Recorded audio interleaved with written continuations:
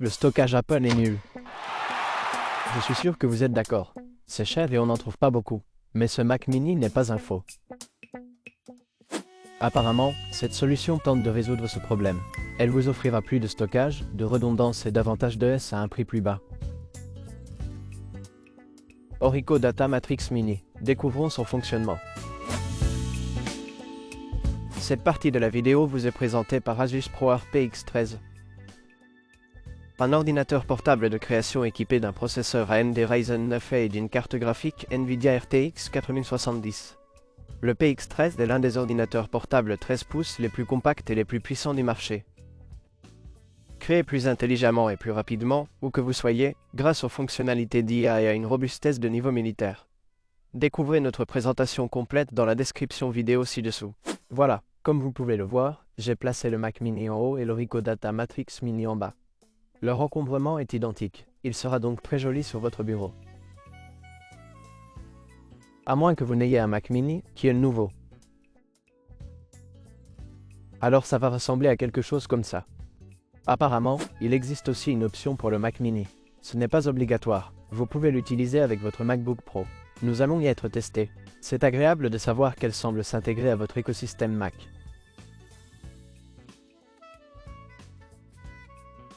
Qu'il s'agisse de Mac Studio, Mac mini, MacBook Pro. C'est juste quelque chose sur votre bureau.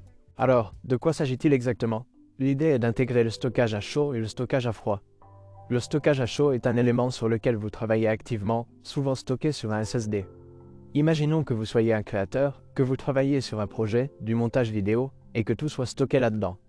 Ainsi, le disque dur ne subira pas de ralentissement, ce qui est extrêmement lent. Mais il y a aussi un disque dur à l'intérieur, ce qui signifie que vos sauvegardes et votre stockage à froid, où les données peu utilisées et destinées à l'archivage sont stockées sur un disque dur moins cher. De plus, la prise en charge RAID ou la redondance RAID garantissent la sécurité de vos données. Donc, à l'intérieur, il y a un SSD et un disque dur ou des SSD et des disques durs. Et si vous regardez l'interface USB, elle ne se contente pas de fournir du stockage, elle fait aussi office de station d'accueil. Nous avons donc une carte CF Express type B qui atteint des vitesses de lecture de 1500 mégaoctets par seconde, une carte USB type A de 10 gigaoctets et une autre carte type C à la même vitesse. L'étiquetage est également clair. Ainsi, chaque fois que vous avez une interface, il est facile de savoir quel port est le plus adapté à sa connexion. Emplacement pour carte SD et micro SD jusqu'à 300 mégaoctets par seconde. Vitesse UHS 2. À l'arrière de l'appareil, on trouve le bouton d'alimentation, l'entrée secteur et l'entrée PC. Un autre port Thunderbolt 4 permet d'atteindre 40 gigabits par seconde, et il est compatible avec le chaînage. Si vous le souhaitez, vous pouvez en connecter plusieurs en série et disposer ainsi d'une capacité de stockage suffisante pour chacun d'eux. Il est même possible d'en connecter jusqu'à 540 téraoctets pour obtenir la solution de stockage ultime. Et j'ai aussi un module d'affichage. Il existe 3 versions, 2B, 3B et 6B. Et si nous regardons l'OS du 2B, que j'ai ici, vous pouvez voir qu'à côté du module d'affichage, il en manque un par rapport au 3B. Comme vous pouvez le voir, le RAID. Il y a un commutateur RAID matériel sur les 3B et 2B, ce qui signifie que le 2B n'a qu'un seul disque dur, tandis que le 3B en aura 2, et le 6B en aura plus de 2. Vous voulez RAID 0, 1, 5, 10. Comment souhaiteriez-vous qu'il soit configuré? En consultant les spécifications des routeurs 2B, 3B et 4B sur le site web de Reco, il est intéressant de constater que tous les routeurs sont équipés d'un débit de transmission de 40 gigabits. Mais les options de capacité pour les 2B sont 5, 9, 17 et 23. Il est intéressant de noter que ma version sur la boîte indique 8 téraoctets plus 2 téraoctets. Donc SSD, 2 téraoctets, et disque dur, 8 téraoctets, ce qui n'est pas une option disponible. C'est donc un peu déroutant. Il prend en charge Thunderbolt 3, 4 et USB 4, USB 3.2 et est rétrocompatible. Il s'agit donc essentiellement d'un boîtier de disque dur externe DAS, mais en plus sophistiqué. Vous pouvez constater que le 3B offre également des performances de stockage de données à chaud de plus de 3000 mégaoctets par seconde, contre seulement 1500 pour les 2B et 6B, ce qui est intéressant. Et comme vous pouvez le constater, le support matériel n'est pas disponible sur le 2B, mais sur les 3B et 6B. Le reste des caractéristiques semblent identiques, à l'exception de la différence de capacité. Ici, vous pouvez voir la chaîne jusqu'à 5 appareils ensemble, et vous pouvez obtenir 560 Teraoctets de stockage. Il prend en charge Windows, Mac et Linux. Quel que soit le système utilisé, il est compatible. Au niveau du châssis, on peut voir une autre grille en dessous, là où les rentre. Il y a aussi une ventilation latérale des deux côtés. Il y a de jolis pieds en caoutchouc en dessous, et si je ne me trompe pas, il y a des trous de vis sous le caoutchouc.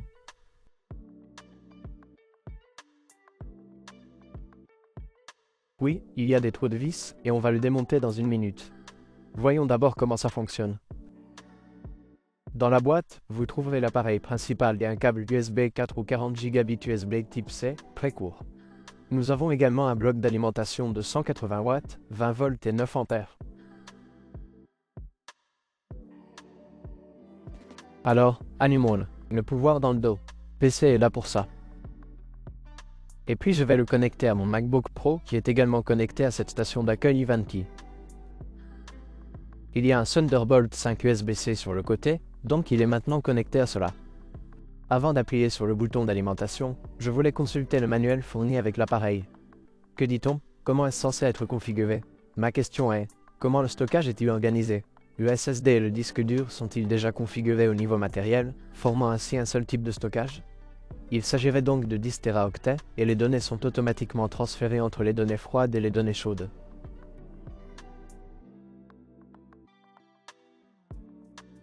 Ou s'agira-t-il simplement d'un boîtier contenant des disques durs et des SSD?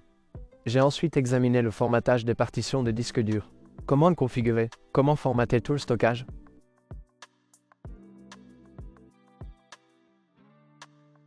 Le problème est que cela ne vous donne qu'une option sur la façon de le faire sous Windows. Il n'y a rien à signaler. Regardez ça. Gestion sous Windows. Il s'agit de Windows, toutes ces différentes étapes sur Windows. Voici un nouveau Windows, mais rien sur Mac. Mais c'est vraiment destiné au Mac. C'est comme ça que tout est commercialisé. Alors, ont-ils vraiment essayé de l'installer sur Mac? On va voir ça dans une minute. Voici les différents modes RAID disponibles avec les options 6 et 3 grands disques. Curieusement, la capacité des disques durs ne correspond pas à celle affichée sur le site web. Ici, nous avons 4, 8, 16 et 22 disques. Mais je crois que sur le site web que nous venons de consulter, il y avait 5, 9, quelque chose comme ça. Mais je ne comprends pas pourquoi le si grand disque est équipé d'un NVMe plus lent. Il est indiqué 1500 mégaoctets par seconde contre 3000 pour la version intermédiaire. Alors pourquoi, quand on monte, on descend encore plus bas? On verra bien. Ok, je suis donc ici sur le MacBook Pro, le M4 Max. Et je vais appuyer sur le bouton d'alimentation. Voyons ce qui se passe. D'accord, autorisez la connexion de l'accessoire. Voulez-vous connecter le module Intel Thermal à ce Mac? Il y a donc une sorte de contrôleur Thunderbolt à l'intérieur. Connectons-le, voyons ce qui se passe. Ok, nous avons deux ricots sur le côté ici. Regardons les informations sur l'un et sur l'autre. Ils sont donc séparés. Nous avons donc 2 Teraoctets de SSD branchés là-dedans, ainsi qu'un disque dur de 8 Teraoctets. Et le format est APFS. Il est donc déjà préformaté avec l'option journalisée Apple, ce qui est plutôt pratique. C'est donc une installation plug and play pour Mac. Le seul problème, c'est que ces ventilateurs me semblent beaucoup trop bruyants. Tu entends ça?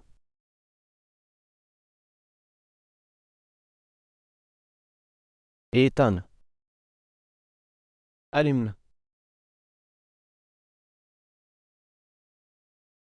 Vous pouvez certainement l'entendre. J'ai donc un dossier sur le bureau qui fait 321 gigaoctets. Je veux voir quelles seront les vitesses de lecture et d'écriture. Intégrons-les donc à Orico. La vitesse de lecture est d'environ 1,5 gigaoctets par seconde. Il s'agit donc d'écrire ce qu'ils disent à 1500 mégaoctets par seconde. Laissons cela de côté un moment, puis voyons si cela diminue réellement. Et s'il existe une sorte de cache ou comment cela fonctionne, s'il écrira réellement toutes les données dessus. Nous en sommes donc à peu près à la moitié, comme vous pouvez le voir à travers ce petit cercle. Et nous continuons à exploiter le même débit de données de manière très constante. J'ai simplement modifié le graphique. C'est pourquoi il y a une baisse, mais le débit a été d'environ 51,5 gigaoctets par seconde pendant tout le trajet d'écriture. Nous avons presque terminé. Il me semble que le débit était constant à 1,5 gigaoctets par seconde directement sur ce disque, ce qui est très intéressant. Maintenant, c'était sur le SSD. Si je devais simplement copier cela sur le disque dur maintenant. Voyez, nous écrivons environ 220 à 250 mégaoctets par seconde, quelque chose comme ça, ce qui est beaucoup plus lent. Je suppose donc que ce qu'ils veulent dire, c'est qu'il ne s'agit pas de créer un pool de données unique et différent. Il suffit d'un SSD très rapide. Et puis, il y a un disque dur extensible et facilement accessible. Et tout le stockage est centralisé. Pas besoin de multiples dongles, etc. Et pour un créateur, avoir cette interface de S performante est bien mieux que Mac Studio ou n'importe quelle autre documentation.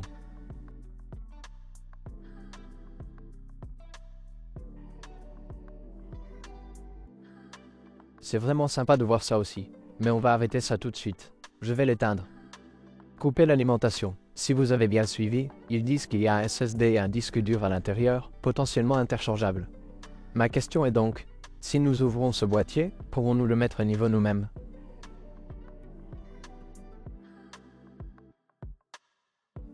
En ouvrant ce petit aperçu, on voit qu'un SSD Monsieur 2 est déjà installé. Et ils ont été un peu insolents, ils ont mis de la colle.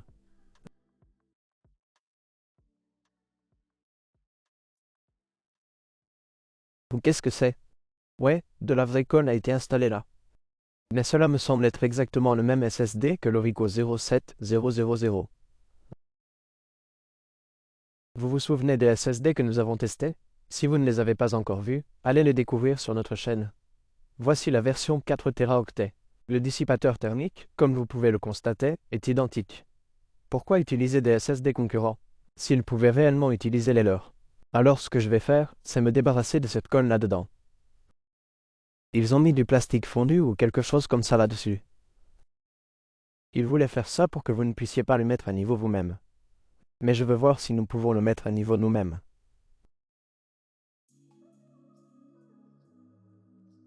D'accord. C'est ça qui est foutu. Nous allons devoir le couper. Ok, ce côté est ouvert. Il suffit de mettre une vis sur le couvercle que vous pourrez ensuite dévisser. Il n'y a aucune raison de coller ça. Et aucune raison d'annuler votre garantie si cela n'a pas été collé.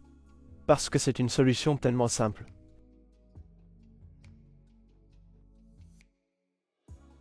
Comme vous pouvez le voir, il n'y a qu'un emplacement Monsieur 2. Et je viens de le retirer.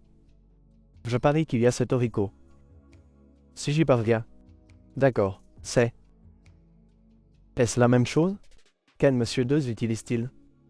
Le modèle 4 Teraoctets a un iOS légèrement différent. Ils n'utilisent donc même pas leur propre SSD. Voici donc le modèle 2 Teraoctets. Donc, en regardant même la différence du SSD, comme vous pouvez le voir, celui qu'ils ont installé n'est pas le même Orico 07000 Monsieur 2. C'est un autre fabricant. Je ne pense pas non plus que ce soit Western Digital. Je me demande ce qu'est ce code QR ici. C'est probablement un marquage interne d'un lecteur. Mais nous l'avons supprimé. Ils ont utilisé leur propre dissipateur thermique. Je vais en installer un. Il s'agit donc du modèle 4 Teraoctets. Je vais le mettre là-dedans. Et on verra bien. Je ne vais pas installer le dissipateur thermique pour l'instant. Je veux juste voir s'il s'allume. Et il est fort probable que cela s'allume. De plus, si vous regardez les pieds en caoutchouc sur le côté, vous verrez qu'il y a aussi des vis. Ce tournevis Nocto est parfait pour ça. D'accord. Et maintenant, comme les vis sont desserrées, retirez le Monsieur 2. D'accord, on peut voir ce qui se passe en dessous. Il s'agit simplement d'une option Monsieur 2 là-bas. J'ai un PCB ici. Et après, regardons ça. Ok, en dessous. Je me demande qui a décidé de la couleur des PCB. Pourquoi est-ce vert? Pourquoi ça ne peut pas être violet? Bleu? Juste une couleur beige aléatoire. Quelle que soit la couleur du plastique. Il est intéressant de noter qu'il n'y a pas de ventilateur des deux côtés. Il n'y en a qu'un seul, là-bas. Et comme il y a deux fils, c'est le ventilateur, c'est ce qui souffle toujours à la même vitesse. D'accord. Si je le tire de ce côté, le PCB se détache. Et ce que vous voyez, c'est... Oh, très intéressant. Il y a donc un circuit imprimé. Et quelque part, il y a un contrôleur. C'est probablement ce type là-bas. Fresco, c'est un truc. Il y a un petit emplacement PCIe qui sert de carte-fille et qui intègre un connecteur SATA. On y branche simplement le disque dur. Et si vous voulez changer de disque dur, c'est tout à fait possible. Il y a juste un petit câble ruban lumineux qui s'insère là et qui laisse passer les lumières. Ces deux-là sont à l'avant, mais c'est tellement loin. Je ne comprends pas pourquoi ils ne l'ont pas placé un peu plus près. C'est un dissipateur thermique ou un contrôleur intéressant pour les composants Thunderbolt.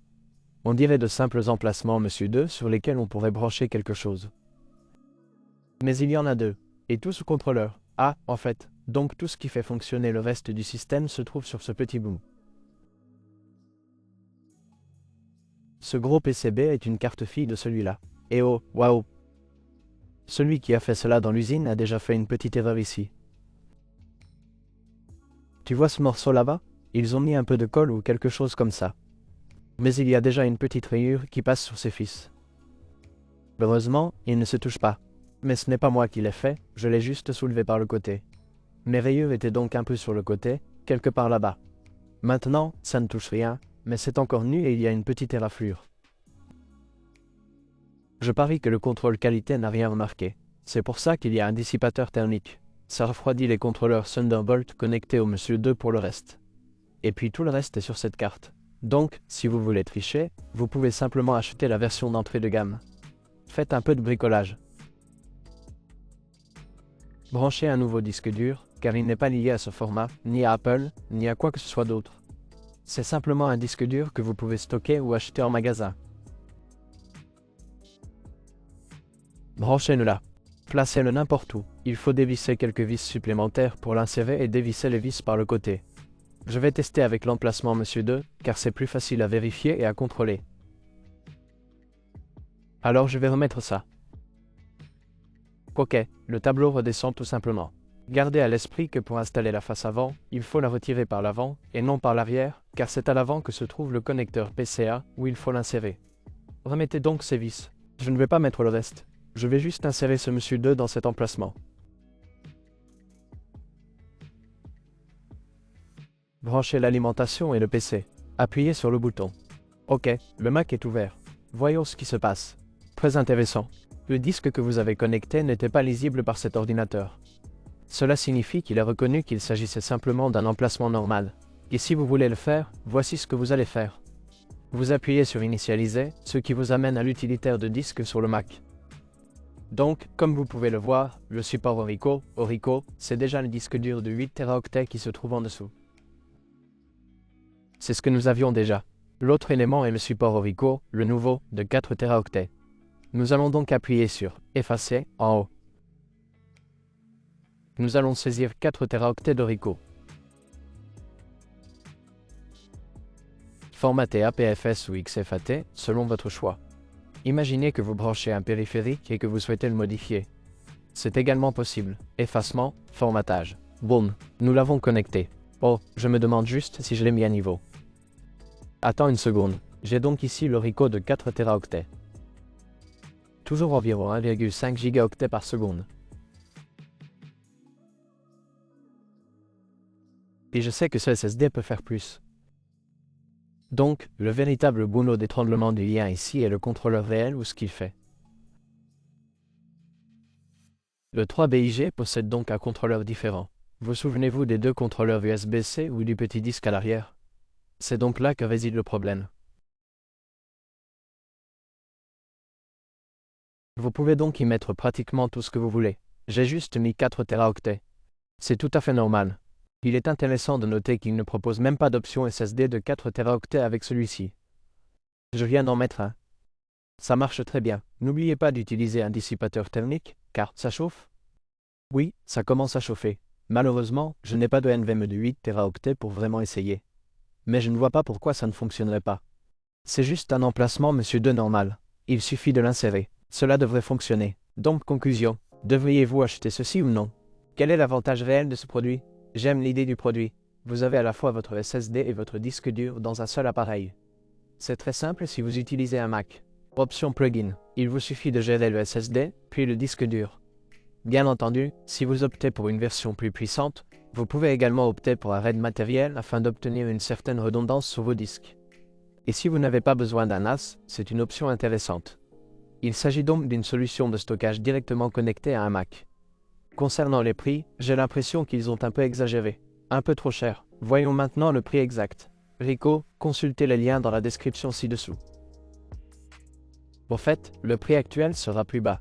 Ils annoncent 660 $ et vous pouvez bénéficier d'une réduction de 20%. Ce qui signifie que le prix total est d'environ 527 $ pour ces 10 Teraoctets. Maintenant, 527 $. Souvenez-vous-en, si vous cherchez vraiment combien coûte un de ces disques durs, là, 8 Teraoctets. 150 $. De plus, le NVMe 2 Teraoctets de Ricoh coûte environ 120 $. Ce qui nous amène à environ 270 $. Ce qui signifie que le reste du boîtier coûte environ 257 $. Donc, vous payez à peu près le même prix pour le boîtier et le stockage. D'une certaine manière, c'est un peu une arnaque.